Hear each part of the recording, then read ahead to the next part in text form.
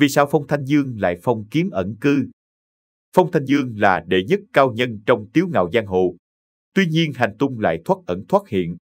Ngoài trừ truyền dạy độc cô cửu kiếm cho lệnh Hồ Sung trên Tư Quá Nhai, ông gần như biến mất trong xuyên suốt tác phẩm mà chỉ xuất hiện qua lời thoại của các nhân vật. 30 năm trước thời điểm Phong Thanh Dương thu nhận lệnh Hồ Sung làm đệ tử, phái Hoa Sơn từng phân thành hai phe Kiếm Tông và Khí Tông. Hai trường phái xảy ra nội chiến kinh thiên động địa, đệ tử Kiếm Tông người bỏ chạy người thiệt mạng, còn phe Khí Tông cũng tổn thất nặng nề.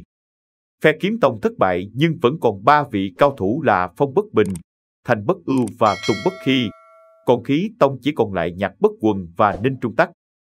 Phong Thanh Dương, một đệ nhất cao thủ kiếm pháp trong võ lâm, nhưng lại không xuất hiện giúp đỡ hay trấn hưng Kiếm Tông Hoa Sơn.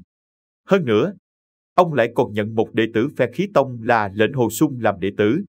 Thực tế phe Kiếm Tông khi đó mạnh hơn Khí Tông. Tuy nhiên trước trận huyết chiến, Phong Thanh Dương bị lừa đến Giang Nam thành thân, do đó đã lỡ mất đại chiến. Đến khi Phong Thanh Dương quay lại, thì phe Kiếm Tông đã biến mất còn Khí Tông đã chiếm đỉnh Hoa Sơn. Kể từ đó, không còn ai thấy Phong Thanh Dương tái xuất giang hồ nữa. Ngay cả khi Nhật Nguyệt Thần Giáo bị coi là ma giáo, kẻ thù không đội trời chung với Ngũ Nhạc kiếm phái, gây hại cho võ lâm. Nhưng chưa một lần Phong Thanh Dương giúp Ngũ Nhạc kiếm phái trong chuyện tiêu diệt ma giáo, kể cả trong trận đại chiến Hắc Mộc Nhai với Nhậm Ngã Hành. Có nhiều người nói do Phong Thanh Dương không thể thắng được Đông Phương Bất Bại. Điều này chưa thể khẳng định, bởi hai tuyệt thế cao thủ này chưa từng một lần chạm trán. Xét về tuyệt kỹ, độc cô cửu kiếm là môn võ có thể nhìn thấu sơ hở của các loại võ công khác để tấn công. Trong trận đại chiến tại Hắc Mộc Nhai, lệnh Hồ Sung đã có thể nhìn ra sơ hở trong chiêu thức Quỳ Hoa Bảo Điển của Đông Phương Bất Bại. Chỉ tiếc thân pháp của lệnh Hồ Sung khi đó chưa đủ để có thể tấn công vào sơ hở đó. Nếu là Phong Thanh Dương thì sao? Ông thậm chí còn đạt tới cảnh giới cao nhất của độc cô cửu kiếm là vô cứu thắng hữu kiếm. Thế nên hoàn toàn có thể đánh trả và tấn công vào sơ hở của Đông Phương Bất Bại. Do đó, không thể khẳng định Phong lão không thể đánh bại Đông Phương Bất Bại. Dù sao việc nhà văn Kim Dung không cho hai tuyệt thế cao thủ này một lần giao đấu với nhau là điều nuối tiếc lớn với người hâm mộ võ hiệp. Tuy nhiên, trong phiên bản Tiếu Ngạo Giang Hồ 2014, đạo diễn cải biên đã để cho Phong Thanh Dương và độc cô Cầu Bại giao đấu hơn 300 chiêu, kết quả bất phân thắng bại. Quay trở lại thời điểm sau trận huyết chiến giữa hai phe Kiếm Tông và Khí Tông của Hoa Sơn.